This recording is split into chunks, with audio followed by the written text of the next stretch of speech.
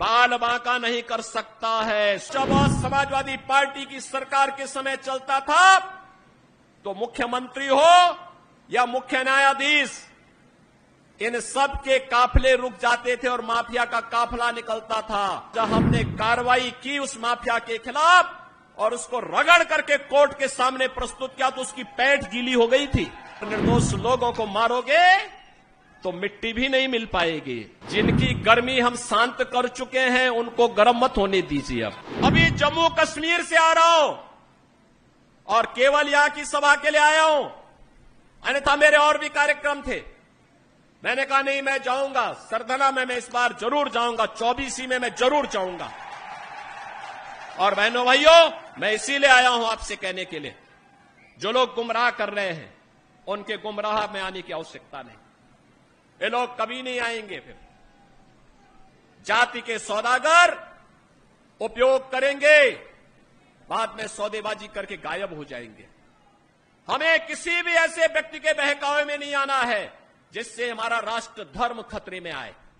याद रखना, इस देश के राष्ट्र धर्म को हमेशा खतरा जब भी आया है, इन्हीं लोगों के कारण आया है जिन्होंने जातीयता के आधार पर समाज के सामाजिक ताने बाने को छिन्न भिन्न किया है, हमेशा छिन्न भिन्न किया है।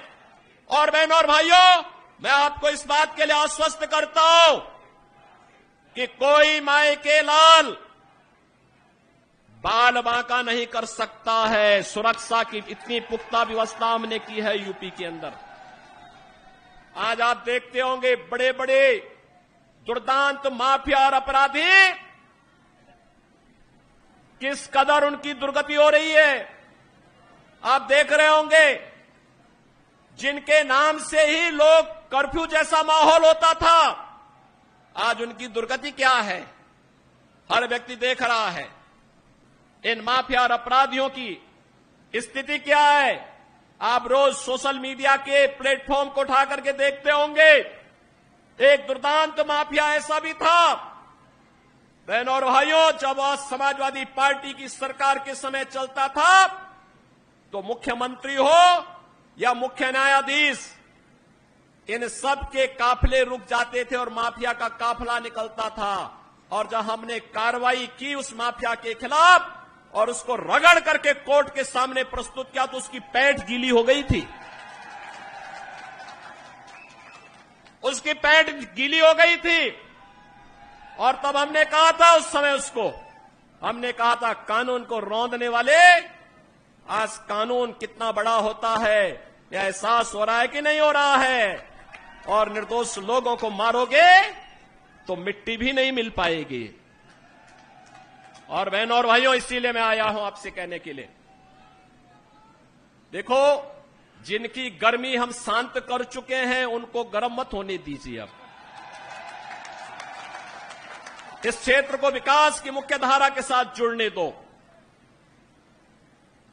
उनकी सबकी गर्मी शांत हो गई है, वे गए काम से।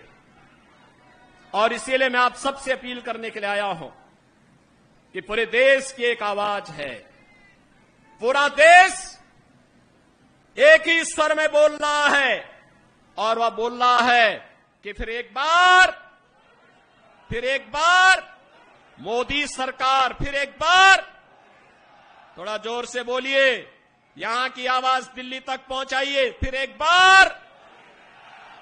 बार मोदी सरकार। यह मोदी सरकार की जो गूंज पूरे देश के अंदर है, इस पूरी गूंज को घर घर पहुंचाना है।